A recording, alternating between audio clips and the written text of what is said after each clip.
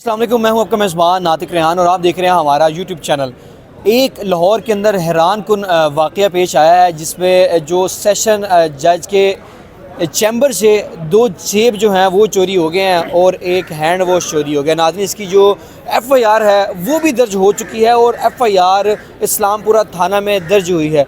ये क्या वाक़या था और इस पर सज़ा कितनी बनती है सेब चोरी की, और सेब अगर उस शख्स ने खा लिए हैं तो उसको किस तरह रिकवर किए जाएंगे, और अगर उसने हैंड वॉश इस्तेमाल कर लिया है तो ये सारी चीज़ें जो है हमारे साथ वकील मौजूद हैं सीनियर साहब। सर, पहले तो बड़ा शुक्रिया। जी जी सर, आपने पूरी FIR पढ़ी, ये मुझे बताइएगा कि 2 सेब चोरी हो गए हैं और एक हैंड वॉश चोरी हो गया, इसका ज़िम्मेदार कौन है? अब कल जो FIR का जिक्र किया गया है एडिशनल सेशन जब जनाब नूर मोहम्मद बिस्मिल साहब की कोर्ट में से के चैम्बर में से 2 सेब और एक हैंड वॉश चोरी हो गया, जिसकी रपट दर्ज करवाने के लिए उनके लीडर हबीबर रहमान को भेजा गया कि आप रपट दर्ज करवा के हमें आके वापस रिपोर्ट करें, और वो सब्सिक्वेंटली कुछ ही देर के बाद बाकायदा FIR दर्ज कर दी गई। पहले बात तो मैं ये करता हूँ, उसमें जो ऑफेंस लगाया गया वो 380 है, जिसकी सज़ा पाकिस्तान पिनल कोड के तहत 7 साल सज़ा है। यानी सेब चोरी से 7 साल सज़ा?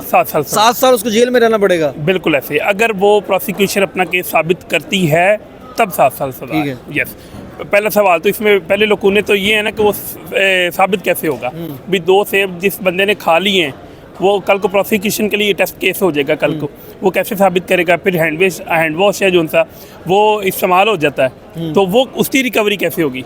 क्योंकि आपने जब ट्रायल में जाना है उसमें ये तमाम चीज़ें इस प्रोसीजर्स को अडॉप्ट करते हुए तब सज़ा नहीं, ऑफेंस को आप साबित करेंगे तो तभी आप बताएंगे ना कि फिर जैसा भी इस पर सज़ा देंगे।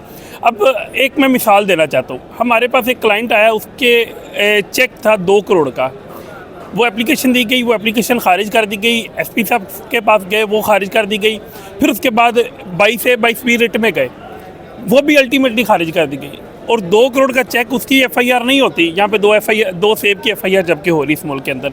ये मैं समझता हूँ चोरी बिल्कुल चोरी है, लेकिन जो ये जिसकी लाठी उसकी भैंस, ये वो मुल्क है, ये साबित किया गया इस FIR के अंदर। हो सकता सेब उन्होंने बाहर से मंगाया हो, या सोने के हों या चांदी के हों। अब ये वल्लाह आलम वो सोने के थे या चांदी के थे, लेकिन जो भी है वो अब इसको साबित कैसे करेंगे? जज साहब अब खुद एडिशनल सेशन जज है, और वो कल को अगर इस ट्रायल में कल को जब चीज़ें देखी जाएंगी तो फिर इसको साबित कैसे किया जाएगा, इसमें रिकवरी कैसे होगी और इसमें सज़ा कैसे होगी? ये इस केस के अंदर बहुत सारे सवालात हैं। ये भी बताइएगा, सेब का हुलिया जो है, जो चीज़ चोरी हो जाती है, जी उसका हुलिया भी लिखना ज़रूरी होता है? बिल्कुल ज़रूरी होता है। सेब की किस्म बतानी चाहिए थी, सेब का कलर बताना चाहिए था, ठीक है, फिर वो जो हैंड वॉश था उसका ब्रांड बताना चाहिए था भी किस ब्रांड का था।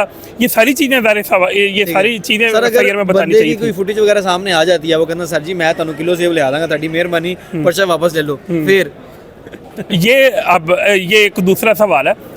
एज पर लॉ ये चूँकि 380 ये नॉन कंपाउंडेबल ऑफेंस है, ठीक है, इसमें सुलह हो नहीं सकती, ठीक है, सेब चोरी में भी सुलह नहीं हो सकती? नहीं, नॉन कंपाउंडेबल। हाँ, इसमें फिर एक अदर जो रास्ता निकाला जाता है वो ये होता है कि चूँकि मेरा मुल्ज़म नहीं है तो इस बुनियाद के ऊपर वो बेल कल का लॉ होती है, ये सुलह होती है।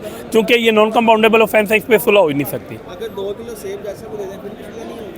ये तो जज साहब की मर्जी ना। अब जितना इस मुल्क में जिसका जितनी वो बड़ा होता होगा उतना बड़ा मयार होगा, फिर उतनी बड़ी डिमांड होगी, हो सकता है वो कहीं मुझे 2 मल्ला दे। सर, आप वकील भी हैं, आपके कभी क्लाइंट ने कहा हो कि जी मेरे साथ बड़ा जुल्म हो गया है लेकिन पुलिस जो है वो मेरी FIR नहीं काट रही? ये हमारे पास रोज़ ऐसे केसेस आते हैं। रोज़ हम अगर एप्लीकेशन देते हैं तो वो एप्लीकेशन IO बात नहीं सुनता, SHO बात नहीं सुनता, फिर 22 से 22B अल्टीमेटली हम एज पर लॉ हम 22 से 22B रिट फाइल करते हैं, फिर उसके अंदर कमेंट्स मांगे जाते हैं, उस कमेंट में एक प्रोसीजर पूरा लगता है, फिर उसके बाद जाके वो जज साहब की अपनी मर्जी है, फिर वो एज पर लॉ या खारिज कर देते हैं या मंजूर करते हैं। अगर वो खारिज हो जाती फिर हमें हाई कोर्ट उसके बाद आना पड़ता है। ये तो रूटीन मैटर चल रहा है, लेकिन ये 2 सेब और एक हैंड वॉश की FIR ये रपट दर्ज करवाने के लिए अभी हबीबर रहमान रेडर जाता है, और उस सब्सिक्वेंटली कुछ ही देर के बाद इस FIR का हो जाना मैं समझता हूँ इस मुल्क के लिए ये अलमिया है, और ये प्रोसिक्यूशन के लिए इस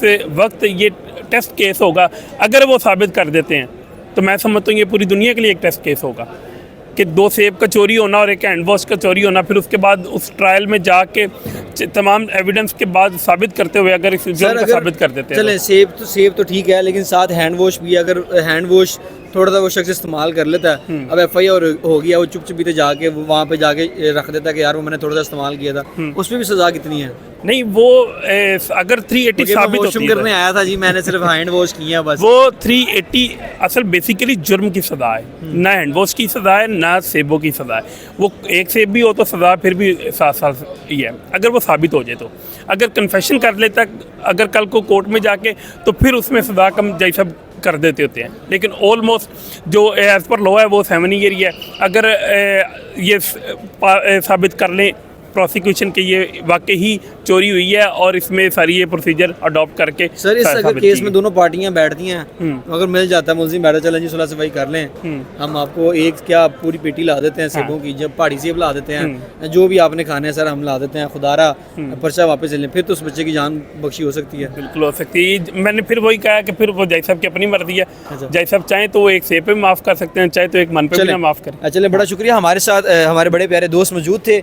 भाई मसला ये है कि जो भी इस केस में ऑफेंस सेक्शन लगाए गए हैं वो 380 हैं, यानी कि इसकी सज़ा जो है कम से कम 7 साल सज़ा बनती है, यानी कि 2 सेब चोरी की जो सज़ा है वो पाकिस्तान में 7 साल है, और जो गरीब बंदा जो है जिसकी FIR नहीं कटी जाती, जिसको तशद्दुद का निशाना बनाया जाता पुलिस की जानिब से, उसकी कोई सज़ा नहीं है हमारे माशरे में। अपने मेज़बान नातिक खान को दीजिए इजाज़त, अल्लाह ने के बाद।